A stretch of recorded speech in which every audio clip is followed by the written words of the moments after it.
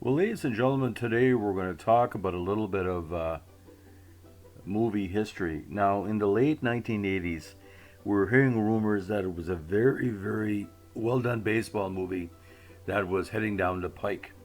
Now, at the time, Kevin Costner was growing in his popularity, and we heard he was playing the lead or the co-lead in a movie called Bull Durham.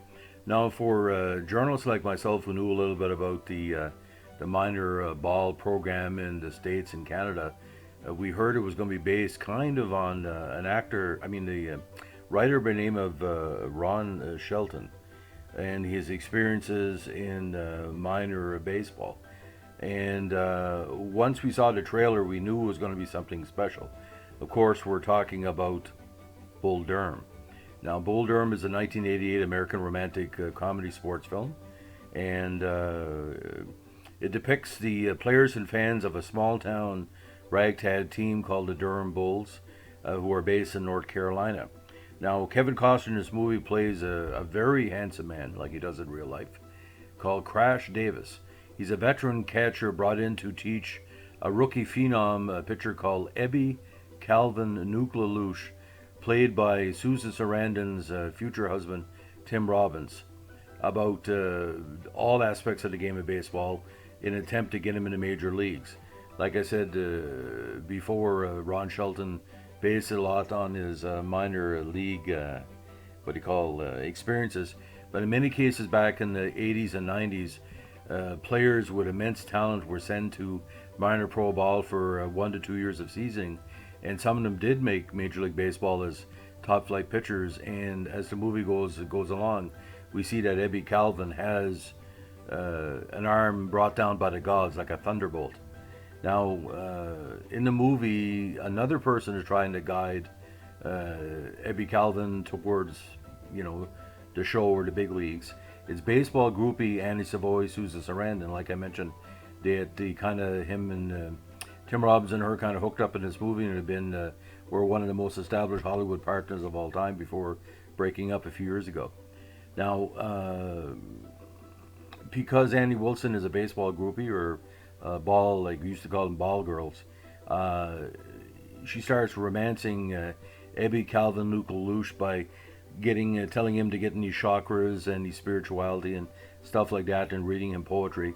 But she becomes increasingly attracted to Crash Davis. Now, it has a great supporting cast in all aspects of minor league ball. Like I'm a former member of the Beldoon Mooseheads, the old Rescouche Intermediate Baseball League, and I tell you the scenes where the interaction with the players and the shorthand and the male bonding relationships are all over this movie. And Robert Wool and Trey Wilson, two of the best character actors of the time. Robert Wool, of course, later showed up in Batman, and Trey Wilson was in Raising Arizona. Unfortunately, he died shortly after this movie. But he played part of the coaching staff. But there's all kind of one-liners, all kind of romantic and comedic situations, and it was well received by the public. It grossed over $50 million in North America, well above its estimated budget. I think it made like anywhere from 10 to 12 times its budget, and it remains a critical success. Now, get this: Sports Illustrated at the time, or whenever the list came out, ranked it as the greatest sports movie of all time. That's something to say because a lot of great baseball, hockey, football movies out there. Now, on Rotten Tomatoes list of the 53 best reviewed sports movies of all time, it's number one. So it was big with the public, big with the fans and all that. Now, not to give away too much of the movie, it's basically a series of vignettes involving Crash and Ebby Calvin relationship, and with that of the fans and with the players. And the one-liners come left and right in the situations, including Kevin Costner's famous soliloquy when Susan Sarandon's character asks Kevin Costner what he believes in. He gives kind of an Abraham Lincoln type speech of what he really expects out of life. It's quite interesting. It's almost like a pickup line for not only Susan Sarandon's character, but Nuclealush, because only a man would say that, would be interested in getting the best out of anybody who's around be it romantically or socially or on the team. Now,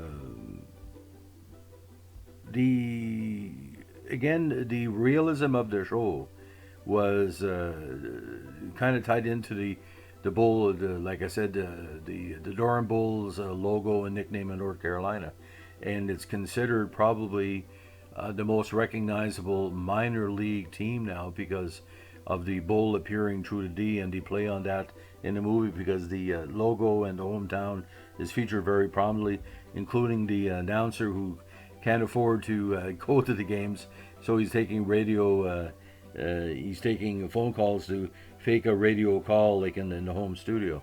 Now,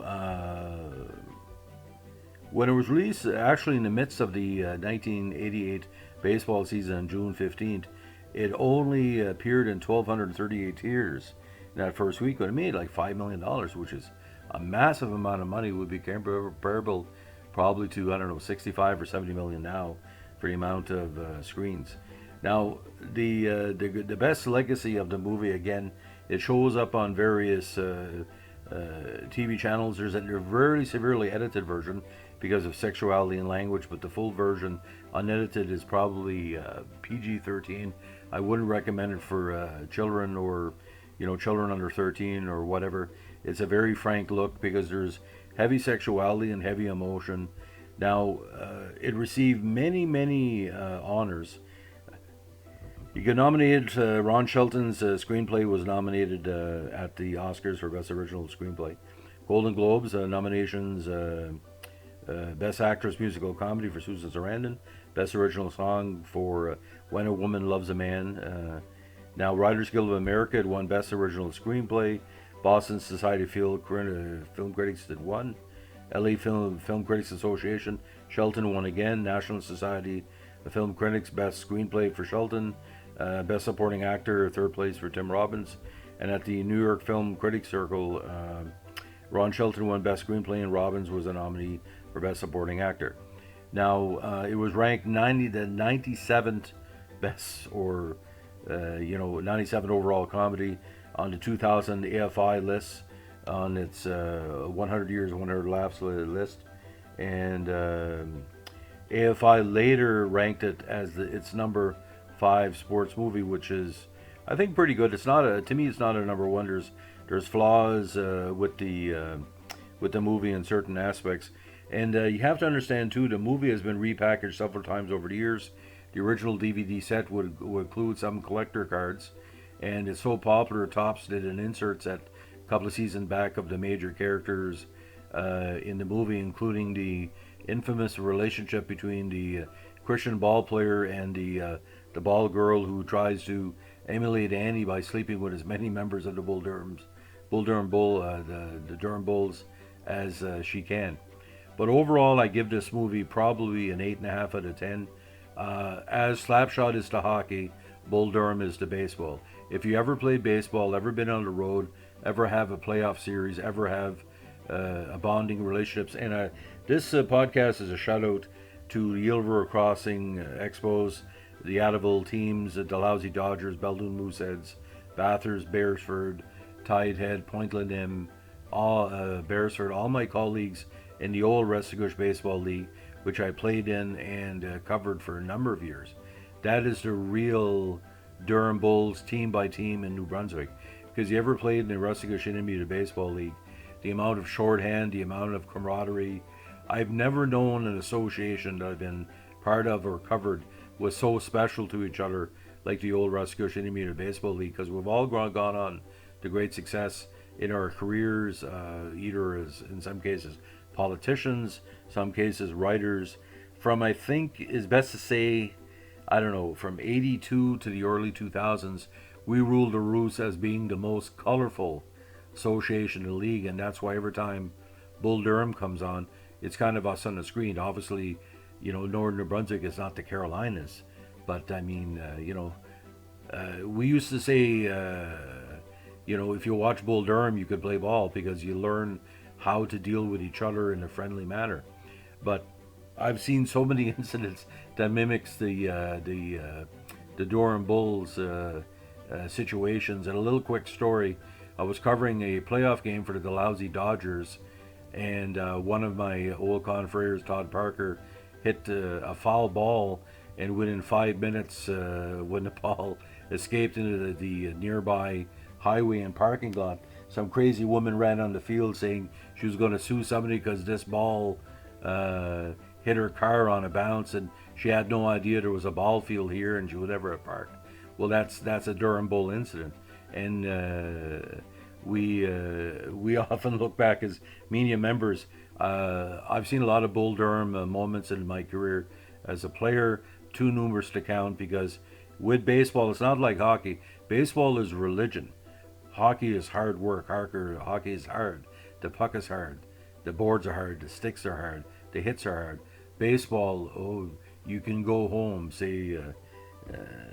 Say like the comedian. It's all about trying to understand the camaraderie of human nature, because the baseball diamond and the fans around it, it's the nearest to perfection you're going to see in sports. You've ever been to a baseball game, which I have, at old, I mean the Major League Baseball game at Old Exhibition Stadium, and for those who go to Sky Dome or Fenway or whatever, there's a religion to it, and Bull Durham talks about that, and the religion of baseball, as we call it. And what Susan Sarandon character does in here, she talks about the religious aspect and the spiritual aspect of baseball throughout the movie, and her character is the narrator, which is one of the few times in a sports movie in movie history that a female has narrated a movie. It doesn't happen very often. So again, Tim Robbins, Kevin Costner, Susan Sarandon, Robert Wool, Trey Wilson, everybody, it stands up. It stands the test of time. And you see Bull Durham once, either you get it or you don't get it. I've had a few journalists that have watched the movie who haven't gotten it, and I asked them straight out, "Have you ever played baseball, organized baseball?" And they say no. Well, if you played organized baseball, this is the movie for you. And it should be shown in any road trip for a sports team, because it's a bonding movie, because you will remember the lines, remember the incidents, from "I'll get us a rain out" to their appreciation of ice capades, to the various promotions at these ballparks, like the dollar drops and the give outs, and the comedy clowns would entertain the crowd, the mascots who sometimes accidentally got hit by a ball, which we see in several incidents in the movie, and like the young phenoms that you can see in the minor league teams before they go to Major League Baseball. I call it the Vladdy now, because Vladimir Guerrero did time in a lot of minor league teams, and people remember that maybe more to him playing in the majors. We all remember how certain players came up. Even Mickey Mantle had to start somebody, Joe DiMaggio, and stuff like that. So on this Sunday morning, we wish you happy days, and as we like to say in baseball, if you can't hit the cutoff man, we can't keep you.